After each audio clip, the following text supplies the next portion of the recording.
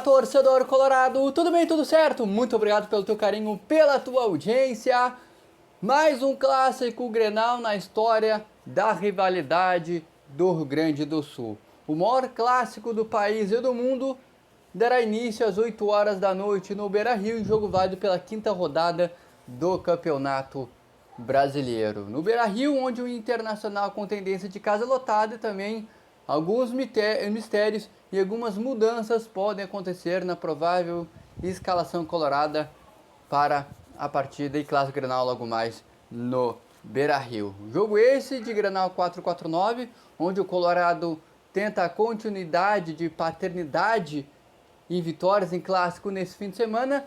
Na noite desse último sábado, vulgo ontem, o Colorado venceu por 2-0 o Grêmio na final da Copa FPAM, gols marcados por Acef e Kelvin, onde o Internacional com essa vitória e esse título sobre o seu maior rival atingiu a marca de 14 títulos nessa competição. Então, no Grenal de logo mais, em jogo válido pelo Grenal 4-4-9, o Colorado tem mais uma oportunidade de vencer, onde nas histórias dos clássicos são aí 165 vitórias do Inter, 142 vitórias do Grêmio e 141 empates. Embora nos últimos Grenais, mais especificamente nos últimos 3 Grenais, o Grêmio tem levado a melhor com 2 empates e 1 vitória, mais especificamente na no segundo turno do Campeonato Brasileiro da temporada de 2025. Mas a realidade é outra, estamos em 2026, o primeiro Grenal pela quinta rodada do Campeonato Brasileiro, que pode ter mas grandes novidades do time do Internacional, que já na lista de relacionados já tem uma grande novidade, que é Rodrigo Villagra, argentino, volante, camisa 5, de 24 anos, está na lista de relacionados, assim como os últimos recém-contratados chegados no Internacional, como Félix Torres, que até já estreou, e também o Paulinho Paula, volante, que deve ser o titular ao lado de ou Ronaldo ou de Bruno Gomes, e aí começam as novidades. Na zaga, Gabriel Mercado ao lado de Félix Torres ou Victor Gabriel. A tendência de Mercado e Félix Torres. Na lateral direita, ainda continuando no sistema defensivo, ou Bruno Gomes ou Brian Aguirre devem de começar. Foram alguns testes que o Paulo Pesolano fez para esse clássico, um monte de mistério aí para o jogo de logo mais. E no meio campo, podemos ter o Paulinho Paula, no lado dele o Ronaldo ou o Bruno Gomes. Uma dessas duas coisas devem de acontecer, já que Benjamin Arrim e também o Richard estão fora da partida. E aí pode ter o Ronaldo começando também o jogo ao lado do volante Paulinho Paula no meio campo colorado. Na frente, no meio campo com Alan Patrick, e na frente Vitinho de um lado, Carboneiro do outro. E lá na frente, Rafael Santos Borré no comando do ataque do Internacional, time esse treinado e comandado por o Paulo Pesolano. Essa é a provável escalação do Internacional. Então vamos lá. Rocher, na lateral direito, Bruno Gomes ou Brian Aguirre, a tendência de Brian Aguirre, com Mercado e Félix Torres. Bernabei, no meio campo, na abertura de meio campo, ou Villagra ou Ronaldo. E aí Paulinho Paula, no meio campo com Alan Patrick. E no comando do ataque, Vitinho, Carboneiro e Rafael Santos Borré.